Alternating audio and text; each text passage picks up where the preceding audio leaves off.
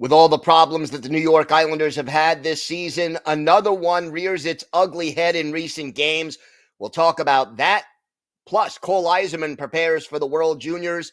All that and more coming up on today's Locked On Islanders podcast.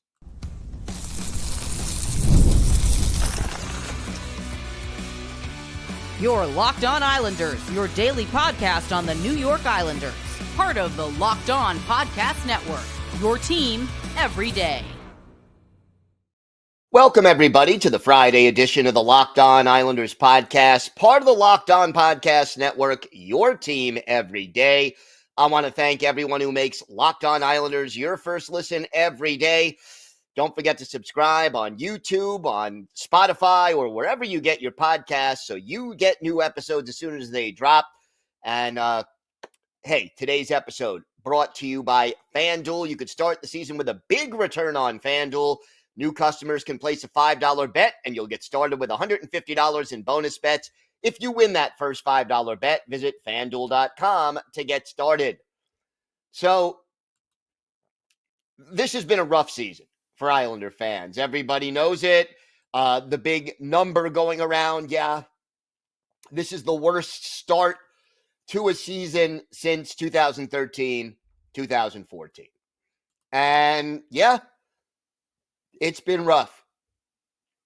And there's been a lot of attention paid to the third period collapses and the bad power play, ranked last in the league. The penalty kill, ranked last in the league. The injuries that have been a real problem for Patrick Roy's team, and just the way the roster is constructed. But lately, there's been another area that has been a problem. And for the New York Islanders, that has been slow starts. This team has not necessarily been ready to play when the puck has been dropped. As of their last game, which was the 4-0 shutout loss against the Carolina Hurricanes Tuesday night in Raleigh, the Islanders have allowed the first goal in 8 straight games.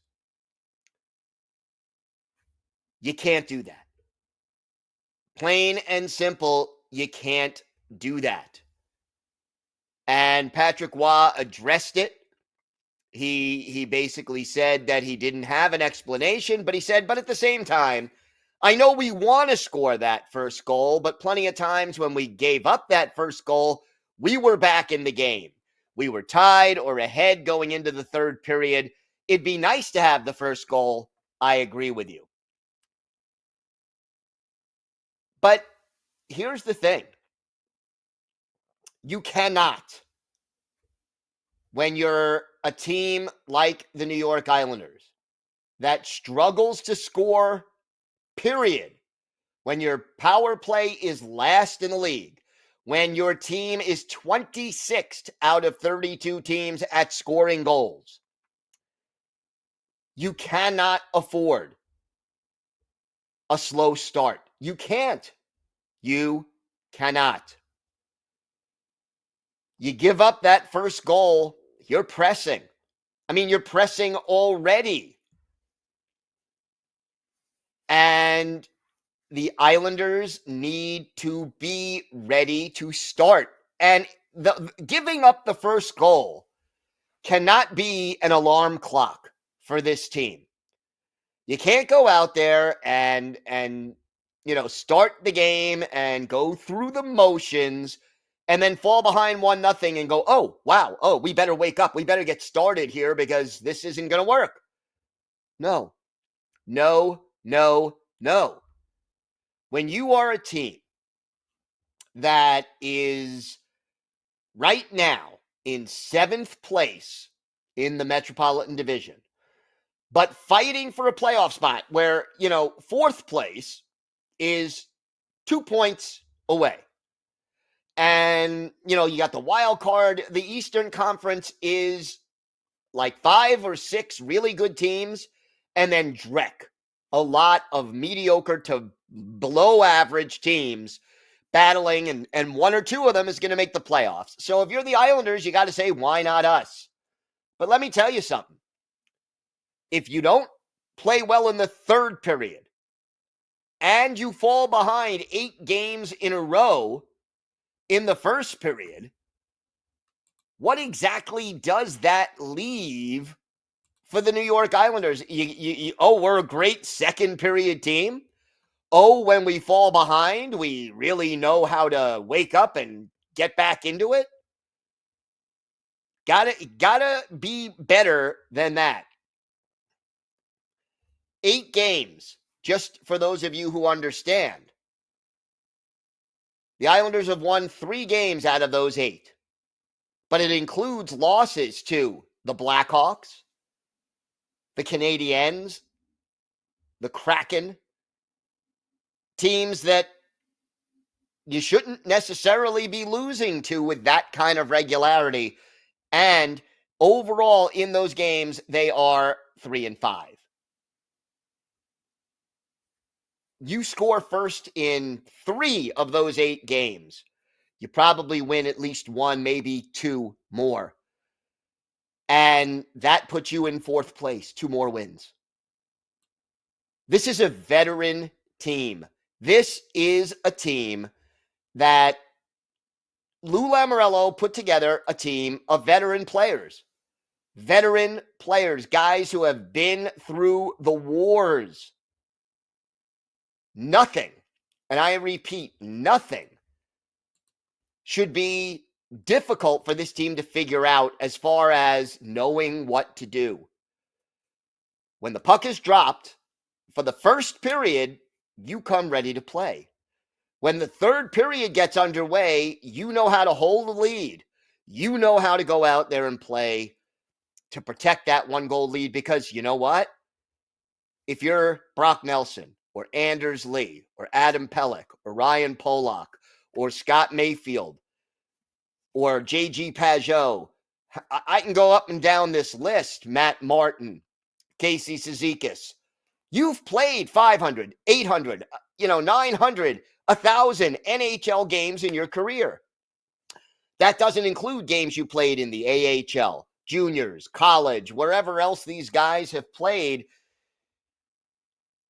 It isn't rocket science. When the game starts, you start.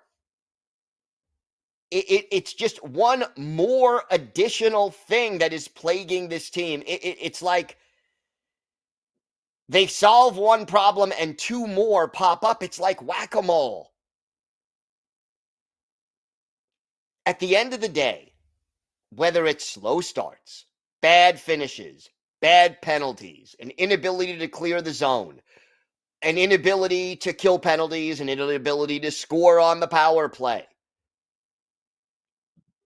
passing when you should shoot, missing the net when you do shoot, not going to the net, not getting rebounds, losing 50-50 puck battles.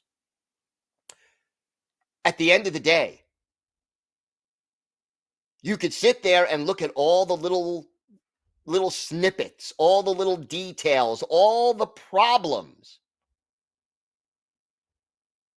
And I think the bottom line is that this team needs to get younger, faster, and more skilled. Everydayers, that's like my mantra. I should sell t-shirts.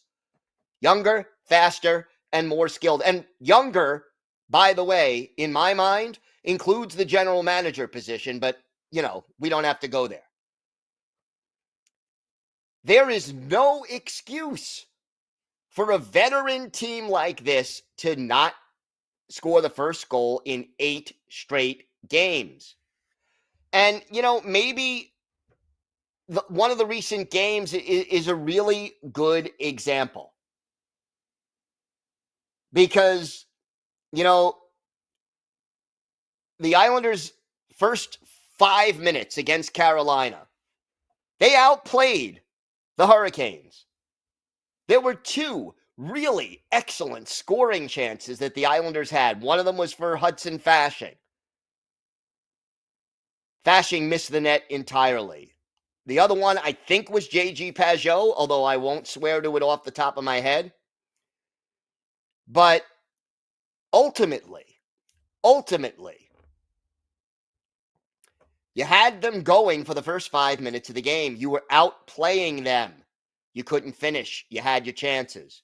Then you take a dumb penalty, the high sticking call on Alexander Romanov, and bam, you give up that first goal because, the Islanders couldn't kill a penalty.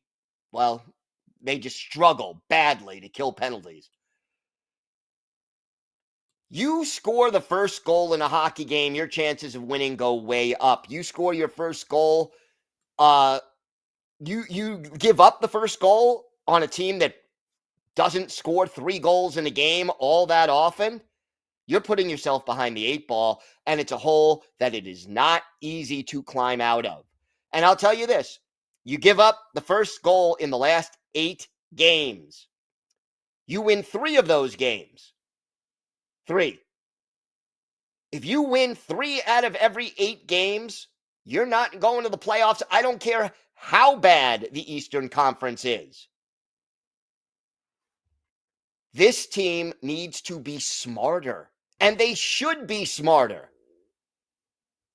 A veteran team has to know how to handle a matinee, how to play from the opening faceoff, how to hold a lead. This is your basic professional hockey player 101. This is what you need to know how to do, so do it.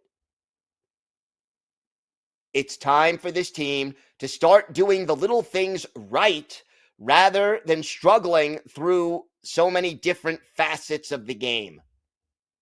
And it's not going to change unless the players change and the mentality changes and the approach changes. And quite honestly, right now, there are no signs that any of that is imminent. You might get a little boost from Anthony Duclair, and we're going to talk about him in our next segment, but you got to be better. You got to do the things better. I don't see a lot changing in the short run with this team. All right, more to get to. Cole Eiserman, one of 2 Islanders playing for Team USA in the World Juniors. We'll talk a little bit about that. We will have the latest roster moves and injury updates, and we will preview Saturday's game in Toronto. For our Islanders' birthday of the day. A second-round pick of the Islanders in 1989. He played for the team from 92-93 through the 97-98 season. This is a forward, and he had a couple of productive 20-plus goal seasons for the Islanders. Let's see if you can guess who that is. All this and more coming up on today's Locked On Islanders podcast. Today's episode is sponsored by Prize Picks. If you love sports, you're going to love Prize Picks, the best place to turn your sports knowledge into real money. Whether it's hockey, football, or any of your favorite sports, Prize Picks makes it easy to get in on the action. You can now win up to 1,000 times your money on Prize Picks. Plus, this holiday season, they're giving away $30+ million in rewards during Picksmas and offering 2 free picks in December. And when your picks hit, Prize Picks makes it easy to cash out. You can get your money in as fast as 15 minutes. This week's on Prize Picks, looking at the hockey board, I'm looking at Jack Hughes for more than 4 shots on goal and Artemi Panarin for more than 1 assist. It's simple to make my picks and to have fun with friends while potentially cashing out fast. Download the Prize Picks app today and use code LOCKEDONNHL to get $50 instantly after you play your first $5 lineup. That's right, $50 instantly. Prize Picks, run your game. So let's talk a little roster moves first before we get to the Cole Eiserman thing. Grant Hutton did clear waivers. He will almost certainly be sent down to Bridgeport. And look, there's a roster freeze. The roster freeze goes into effect between now and December 27th. Can't trade players, can't put them up and down from the AHL, from the minors. These can't place players on waivers. It's the holiday break, and that's the way it works. So Grant Hutton heading down to Bridgeport after clearing waivers. Semyon Varlamov moved from IR to LTIR retroactively to when he was first hurt. Now, what does that mean? Well, the good news is he's eligible to come back very soon. He only has to miss, I think, a couple of more games at most. And when the Islanders face the Penguins, he is eligible to return to the lineup. So there is some good news there in that you freed up a little cap space, but you actually didn't change much because apparently Varley isn't going to be ready. So the Islanders will face the Penguins for a home and home on December 28th and December 29th. That gives the Islanders, that's when Varlamov will be eligible to come back. And look, you only have one game this weekend, then you have a game Monday, and then you're off until the 28th. And then you're dealing with that back-to-back. If Varley isn't ready by then, you've got to start Hogberg in one of those back-to-back games. Now, Anthony Duclair, update on him. Patrick Waugh, basically, look, the move to place Varley on LTIR opens up the door for Duclair to make it on the lineup. Hutton going down to Bridgeport frees up a roster spot. Varley frees up cap space. So now the question is whether or not Duclair is ready Saturday or after Saturday. And Patrick Waugh telling reporters on Thursday, I think he will be a game time decision Saturday. We'll see how he feels, but I honestly feel he's very, very close. There's a big chance that he plays in that game. Duclair has not been in the lineup since October 19th, and it would obviously be a boost to the New York Islanders if he's able to return.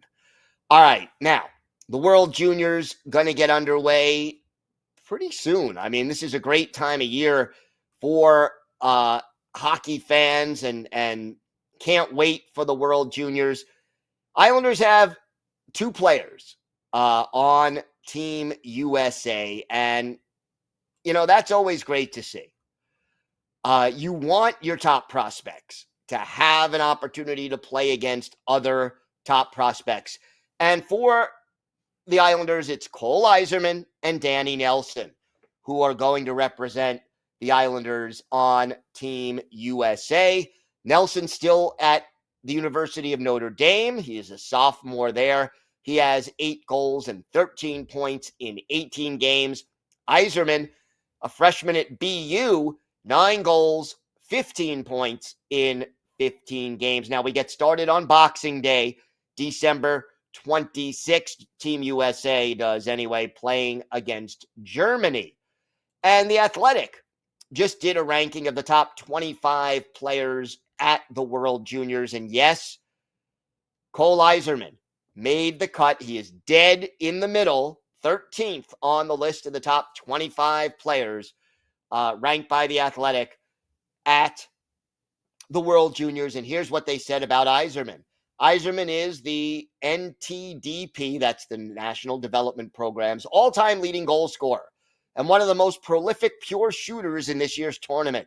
Ryan Leonard and Gabe Perreault will be Team USA's top 2 wingers, but Eiserman should do some damage in the middle six and on the power play. He's a one-shot game breaker. It is great to see an Islanders prospect on this list. And look, here at Locked On Islanders, we will keep an eye on both Danny Nelson and Cole Eiserman, how they do at this tournament. And again, it's taking that competition to the next level. It's one thing to play well in college against college players, but the World Juniors, you've got most of the best players in that age group in the world competing against each other. this is your peer group. This is the best way to go up against your peer group and show that you are this far ahead or this far behind the other top prospects right now in your age group. And I get the feeling Cole Eiserman is going to make a mark for Team USA, for himself, for the Islanders in this tournament. He is going to score a few goals, and at least one of them will be important and big for this Islanders team. So let's see how that goes, but we will keep track of it every step of the way. Again, first game for Team USA is December 26th, and we will cover the progress of Danny Nelson and Cole Eiserman in this tournament. All right, Islanders have a game this weekend, just one. It is Saturday in Toronto. We'll have a full preview of that game. John Tavares facing the Islanders again, always a little extra juice there. Plus our Islanders birthday of the day, all that and more coming up on today's Locked On Islanders podcast. Today's episode is brought to you by FanDuel. Get ready to tackle the NFL action with FanDuel, America's #1 sportsbook. Because right now, new customers can bet $5 and get $150 in bonus bets if you win that first $5 bet. The FanDuel Sportsbook app gives you everything you need to place live bets on the NFL all in one place. So when you get a hunch in the middle of the game, you can check out the latest stats, view live play-by-play, and so much more, all on the same page where you place your bets. And Islander fans, use your knowledge of the Islanders to see some great bets at FanDuel. Check out the odds for Saturday's game against Toronto. Just visit FanDuel.com to join today. You'll get started with $150 in bonus bets if you win your first $5 bet. That's FanDuel.com. Never waste a hunch and make every moment more with FanDuel, an official sportsbook partner of the NFL. Thank you for making Locked On Islanders your first listen today. For your second listen, find Locked On Fantasy Hockey. Become a fantasy hockey expert and get the edge over your league mates with daily tips from Steal and Flip. Find Locked On Fantasy Hockey on YouTube or wherever you listen to podcasts. It's part of the Locked On Podcast Network, your team every day. So the Islanders return to action. It's been a while since Tuesday night, and the Islanders have not had a chance to get that bad taste out of their mouths. But it'll be the Islanders going up against the Toronto Maple Leafs. It's a 7 o'clock Eastern time start on Saturday. And yes, it is on MSG, so that's at least not, you get Butch and Brandon. Don't have to worry about that. The good news for the Islanders will have been resting for Wednesday, Thursday, Friday. They'll have 3 full days off before they take on Toronto. The Maple Leafs, meanwhile, well, they played Wednesday. They're playing Friday in Buffalo, and then they have the Islanders Saturday back in Toronto. So the Islanders will be well rested, and this will be the third game in 4 nights for Toronto. Maple Leafs, middle of the pack, 15th in goals scored, but 4th in goals against. Their power play is 20th, so a little below average. The penalty kill is 7th. As we know, the Islanders dead last on both the power play and the PK. Right now, you've got injuries. You know, they do affect every team in the league, and Anthony Stolarz and Kalle Jarkrock are on IR right now. So with Stolarz unavailable, it's Joseph Woll and Dennis Hildeby as your goalies. Woll is the starter, but again, whichever goalie does not play Friday in Buffalo is going to play Saturday against the Islanders. Don't be surprised if it's Hildeby. But again, we'll see how that goes. Woll, 9-4-0 on the year, a 2.30 goals against average, a 9.18 save percentage. You know the names. There are some very good players, a lot of speed, a lot of skill, a lot of talent at the top of this Maple Leafs lineup. Mitch Marner leading the team with 42 points. 32 of those are assists. William Nylander leads the team with 20 goals. He has 33 points. And Pajama Boy, John Tavares, 15 goals, 29 points in 31 games. So he is third on the team in scoring. Austin Matthews, 22 points in just 23 games. He has missed time due to injury. You look at the line combinations here for Toronto: Matthews, Nylander, and Marner, one of the best lines in all of hockey. John Tavares, Matthew Nyes, and Max Pacioretty are the second line. Max Domi centers Bobby McMahon and Nicholas Robertson on the third line. And the fourth line pivot, David Kampf, Steve Lorentz to his left, the physical Ryan Reeves to his right. I expect Matt Martin to be in the lineup if Ryan Reeves is in the lineup, so the Islanders hopefully will not be pushed around. On defense, it's Morgan Riley and Connor Timmins as the top pair, Oliver Ekman-Larsson and Chris Tanev, the second pair, Simon Benoit and Jake McCabe, the third pair. And as I mentioned, it's Joseph Woll or Dennis Hildeby as the two goalies right now. Islanders got to stay out of the box, and let's get that first goal, okay? Let's go out there and play from the opening faceoff and finish and get that first goal. 8 games in a row. It should be a coin flip, right? 50-50. Either you score or they score. 8 games in a row. Let's do that. And you know what? I'll even take it this far. I don't want John Tavares to score against the Islanders. He has had some pretty good games against us. But if the Islanders win, I don't care how many goals John Tavares scores. The best revenge is winning. Islanders have already had more playoff success than the Maple Leafs since John Tavares left to go back home to Toronto. Let's get the win. Let's get the win, end the losing streak, and get back into the swing of things. All right. Time now for our Islanders birthday of the day, and today is the 54th birthday of former Islanders forward Travis Green, the Castlegar, British Columbia native, 6'1", 195 pounds, second-round pick by the Islanders in 1989, 23rd overall pick. Right now, that would be kind of 2/3 of the way through the first round. Made his NHL debut in 92-93 and really became more of an offensive force by 95-96 when he scored 25 goals and had 70 points. Followed that up with a 23-goal season in 96-97. Was traded midway through the 97-98 season to Anaheim. Later played for the Coyotes, the Leafs, the Bruins, the Ducks, and the Maple Leafs, before spending 1 year in Switzerland in 2007-2008.